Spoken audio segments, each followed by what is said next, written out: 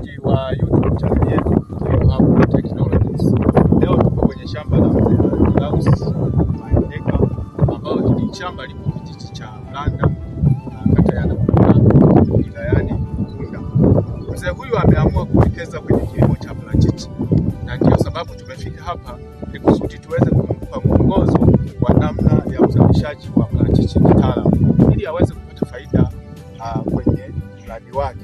Na leo tumefika kuhakikisha kuangalia namna tulivyokuwa tumepima kama wanafata utaratibu inavyotakiwa, na kama mnavyoona tumepima, wamechimba mashimo.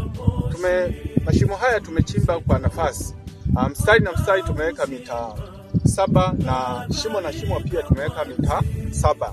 Lakini katika kuchimba uchimbaji wa mashimo lazima tuzingatie vipimo pia. Kila shimo linatakiwa liwe na mita 1, yaani upana ukipima liwe mita 1, yaani 3 na sentimita 10, na urefu pia mita 1. Lakini hata kwenda chini pia inatakiwa iwe mita 1, yaani 3 na sentimita 10. Hii itarahisisha mmea mche kuzalisha, kupenyesha mizizi yake kiurahisi, kwa sababu mche unapokuwa bado mchanga, mizizi inakuwa bado michanga, kwa hiyo haiwezi kupenya kwenye ardhi ngumu kama hii. Kwa hiyo ndio maana tunatengeneza shimo la upana wa namna hiyo ili kusudi tutengeneze ardhi iwe laini. Na hatua ambayo inafuata baada ya kuchimba shimo kama hili, tunatakiwa tuweke samadi. Samadi ambayo tunayoiweka inaweza ikawa ni samadi ya ng'ombe, ya mbuzi, ya kuku au ya kondoo au ya nguruwe au samadi yoyote ambayo inaweza ikawa na virutubisho ambavyo vinahitajika. Kwa nini tunashauri uweke samadi? Samadi ni muhimu kwa sababu kwanza inaongeza virutubisho, lakini inalainisha udongo. Naona kwa mfano udongo kama huu, udongo wa mfinyanzi, na maana huu udongo ni mgumu. Kwa hiyo tunapochimba shimo kubwa kama hili, tunapokuja kuchanganya huu udongo na samadi, ina maana huu udongo unakuwa laini. Tunautoa huu udongo kwenye mfinyanzi kwenda kwenye tifutifu, ambao udongo wa tifutifu ndio unaotakiwa kwenye uzalishaji wa parachichi, hasa mche wake ukiwa bado mdogo.